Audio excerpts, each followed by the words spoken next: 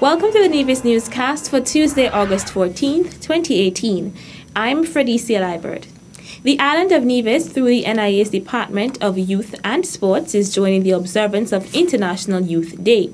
Since the year 2000, August 12th has been celebrated as International Youth Day with the aim to highlight the issues facing youth and to bring them to the attention of the international community, as well as to celebrate youth and their potential as partners in the global society.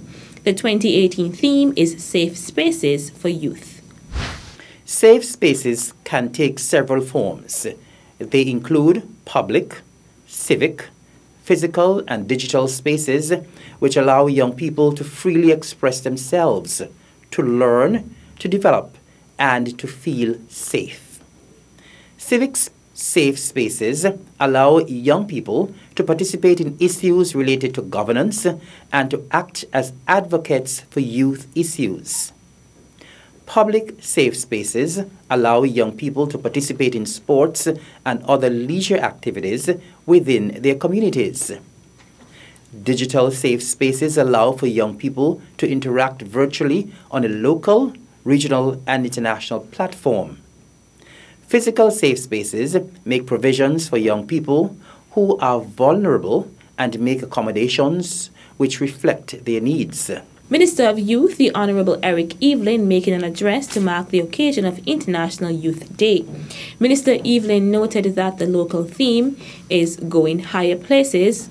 We're creating safe places. As we look at the concept of safe spaces, we think of some of the areas in which we as an island provide safe spaces for our young people. We look at our sporting and performing arts facilities, which are stellar public safe spaces, allowing our young people to explore their interests in a non-threatening environment. We look at our civic safe spaces, such as the youth talks, which give young people the opportunity to express themselves and to share their views on certain matters. We eagerly anticipate the upcoming Independence Youth Talk Forum, which is being organized in observance of our 35th anniversary of independence. Over the years, we have provided after-school programming for our young people. We also provide a number of short-term physical safe spaces through our various camps. As such, we provide well-structured physical safe spaces. We will continue to work on this area as we see the need for increased efforts in the provision of physical safe spaces. As noted by the Minister of Youth, in order to maximize on the island's safe spaces, the ministry must properly prepare persons who may function within these various safe spaces. He said training will be given to persons who work with young people to provide them with this very essential information.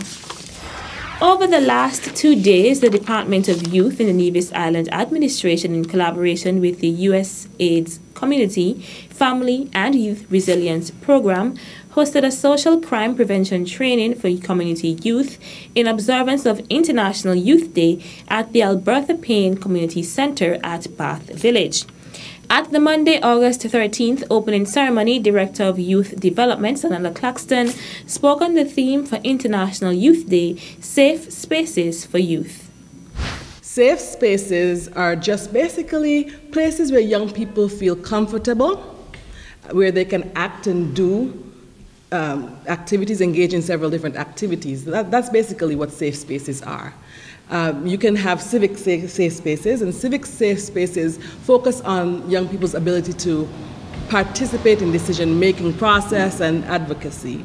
You can have physical safe spaces, which are buildings which are set aside specifically for young people, where they can act and work and learn and grow and develop and become the best young people that they can be amidst any other challenges. You know, young people come with several challenges. Some of them are cultural challenges. Some persons might have migrated from somewhere else, and sometimes they feel outside of, or they feel ostracized. So safe spaces make such persons feel more included in the process. Permanent Secretary in the Ministry of Social Development is Keith Glasgow.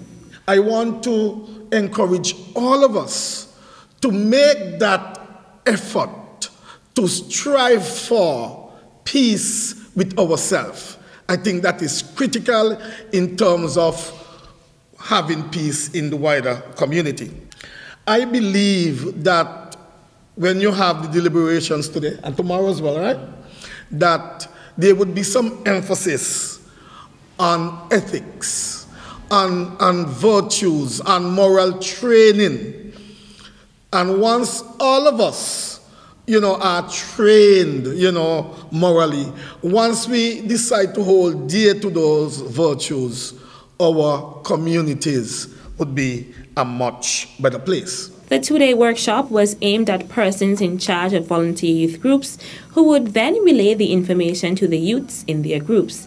International Youth Day is celebrated on August 12th each year, and a number of activities in keeping with the theme are held for youths around the world. Nevis was represented at the third session of the Regional Conference on Population and Development in Latin America and the Caribbean, which was held in Lima, Peru, from August 7th to 9th. The purpose of the meeting, among others, was to examine the first regional draft report on the implementation of the Montevideo Consensus on Population and Development and to present national progress on the implementation of the Montevideo Consensus on Population and Development. Nevis was invited because we would have sent our report that was requested, and that report would have sent and would have been developed by my department would have spearheaded that report along with some other government ministries, and I would like to thank those persons who would have worked on the report. I was invited not only to attend but to be a part of a panel that looked at the challenges as well as the achievements that would have taken place where the Montevideo Consensus on Population and Development is concerned. At the conference as well, we would have also presented our report, and I must say that I believe that I would have been chosen to sit on the panel based on our report, which was very substantive. It was, of course, my first official engagement overseas as a Minister of Government, and the Montevideo Consensus was relatively new to me, but I was able to avail myself of the report that was submitted by Nevis and was able to go through the report and was able to glean stuff from the report and was able to present something very favorable for Nevis. According to Minister of Social Development, the Honorable Eric Evelyn, reports were presented by some 23 of the UN's Economic Commission for Latin America and the Caribbean ECLAC member states of some 40 countries that were represented. We were able to report on the great things that are happening here in Nevis with regards to our young people, some of the programs that we have from our youth department, of course our excellent programs that we have for our seniors. We were able to report on those as well. We were able to report on things that are happening in terms of our sexual and reproductive health, things that are happening with respect to human rights, and so on. When the report was presented and when I would have made my presentation on the panel, I would have gotten some very positive feedback. As a matter of fact, I would have gotten positive feedback from the Secretary General of UNFPA as well. The conference also considered a proposal for a virtual platform for the regional follow-up of the Montevideo Consensus. All in all, I think it was a worthwhile effort. It was a great experience. And I would like to thank the sponsors, UNFPA and UNECLAC, for allowing me to be a part of this all-important conference. I was accompanied on the conference by Mr. Anselm Keynes, and of course he would have had experience in this area before, both in terms of the Montevideo Consensus as well as sustainable development. The next conference will be in the next 2 years. And what we here in Nevis have to do is that we have to continue to consolidate our programs that we have for the different thematic areas. We have to continue to work hard in terms of our young people, in terms of our aging population, in terms of human rights, in terms of sexual and reproductive health, in terms of fighting domestic violence, and all of the other thematic areas that make up the Montevideo Consensus on Population and Development. Still to come, too many still performing poorly at CSEC. The details after this break.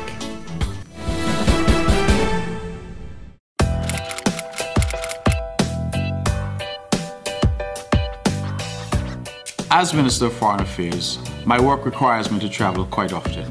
When abroad, I stay in touch with Nevis and all that is happening here by using the Nevis TV mobile app or logging on to nevistvonline.com. I suggest you try it as well.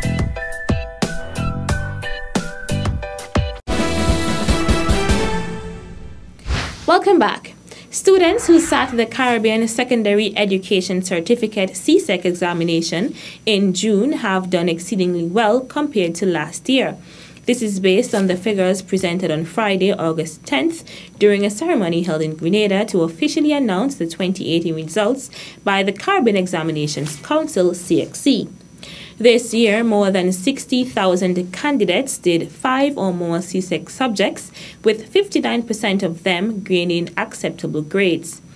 The statistics showed an overall improved performance of 90% in most subjects, but mathematics continues to be a challenge for most students, which became evident when a regional pass rate of just more than 60% was announced. Spanish and other foreign languages also did not show much improvement, which was reflected in the less than 60% overall pass rate. There was growth in the new generation subjects, which were designed to help young people to enter the world of work or to create employment for themselves.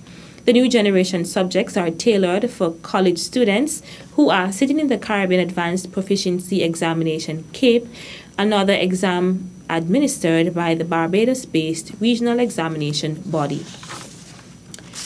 Meantime, while the success of students who wrote this year's Caribbean Secondary Education Certificate CSEC is being celebrated, there is a great concern about the number of students who are producing subpar results.